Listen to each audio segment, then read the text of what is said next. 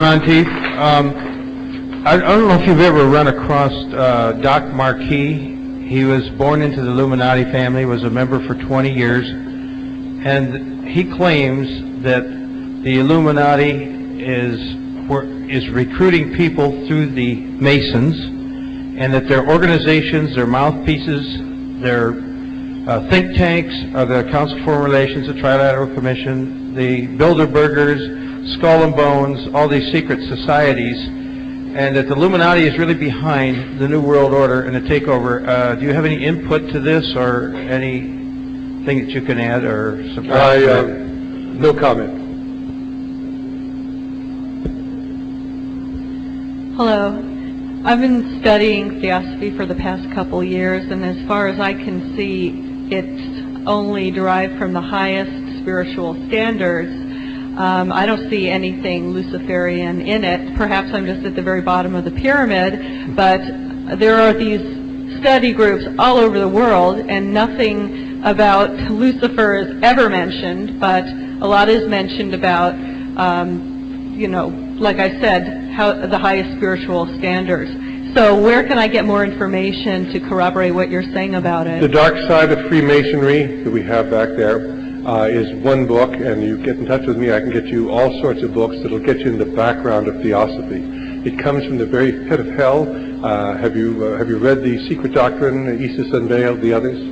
Well, we're reading The Secret Doctrine right now. It takes a while. Actually, Madame Blavatsky is deeply involved with Luciferianism, and she made many, many references to it. But I think if you want two books, one is the dark side of Freemason. The other side is the demonic side of globalism. We have both of them back there. They're $10 each. And if you don't want to put out the money, you can write to me, and I'll tear out the pages or copy the pages and get them to you. But the thing is, it is a fraternity within a fraternity. It's going to get good people in, just like the Masonic movement did. See, theosophy came out of Masonry. And Madame Blavatsky was a female Mason, as it were, whatever that means. But her ideas came out of the occult, and of course they go back to the mystery religions.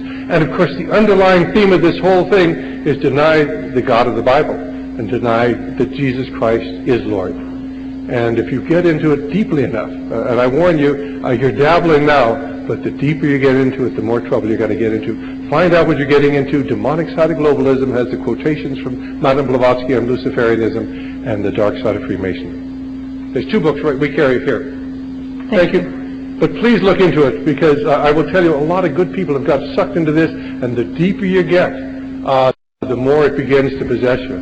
But I don't believe that Jesus Christ is the Lord of all, being a Jewish person, and I believe that there is a lot of truth before Christ was supposedly born on this earth. So if that's the basis you're coming from, I don't agree with that, because what we study in theosophy comes from philosophies long before Jesus Christ, from Sanskrit and Hindu and Eastern religion. It sure does. And where do those Eastern religions come from? And what is their source of their power? What is the source of the power of the Eastern religions? And of course it's Lucifer. But I hope that you really will look into this, and I hope it will bring you to the same understanding that I've come to through 68 years of study. Yes. Yes, I have a question of many names, I guess, of Luciferian backers. Are there a shorter list of names who are anti-Lucifer?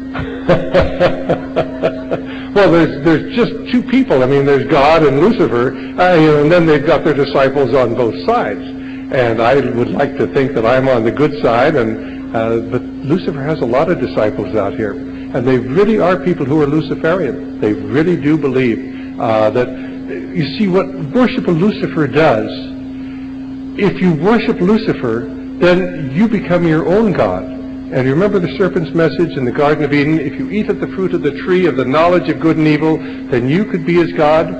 Well, if you don't worship the God of heaven and you worship Lucifer, then you can become your own God. You can do whatever you want to. You determine what's right and wrong. But in the final analysis, then you don't need the Bible, you don't need God, you don't need salvation, you don't need a Savior. And that's really what this whole battle is all about. And if they can convince you, in fact, there's one quotation that we have, if you're interested, I could read it. It comes from Albert Pike. The true name of Satan is Yahweh, reversed. For Satan is not a black god, but the negation of God. The devil is the personification of atheism or idolatry.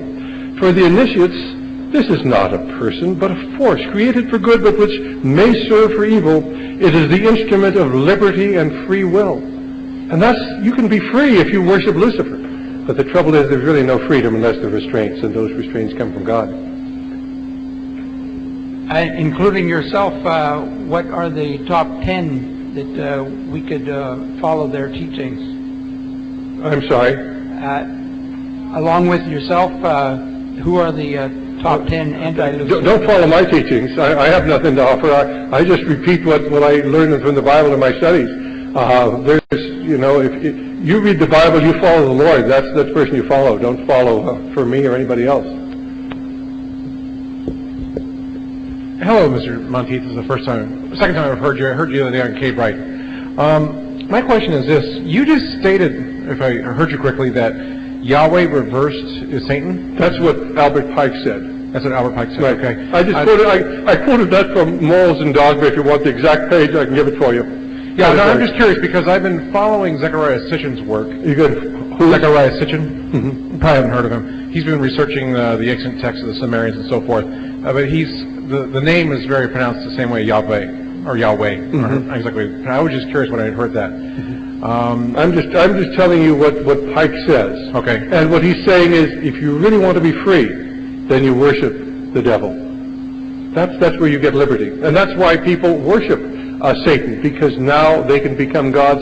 They can create a perfect society without God. They can create a new world order. And that's what they're all about. They are going to create a one new world utopian order without God. Okay. My other question is this. Do you think the Masons are following similar traditions of the Egyptians? Yes. This all goes back, the Masonry goes back to Gnosticism. It goes back to the Kabbalah. It goes back to the mystery religions. And have you ever read Albert Pike, Morals and Dogma?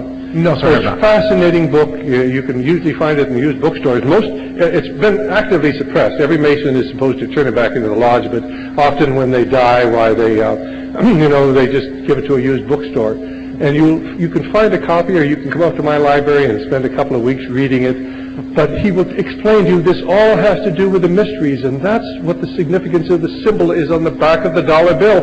We as a nation have gone over to the dark side. Now you have to understand that from the very inception of America, there have been two forces at work. One was the Masonic occult mystery religion, and the other was the Christian. And the Christian predominated really up until the time of Roosevelt, and then, of course, in 1935, under the urging of Henry Wallace, the Secretary of Agriculture, why they put that symbol on the back of our dollar bill, and we've been going down ever since then, as the occult influences have simply overwhelmed the Christian influences in this country. And it's about time the Christians stood up, because there are a lot more of us than there are of them. Yeah. And we've got right, and we've got God on our side, but we don't call on Him, and are we really worthy of His intervention? Well, the thing that has bothered me is that people always say, leave it to God, leave it to God. And I know Gary Schnell will comment on this briefly, but I am of the opinion that, and I'm looking for this in the scriptures too, that says that we have to act with God in order to make change. And that's what my position is. Well, I think that we are to act,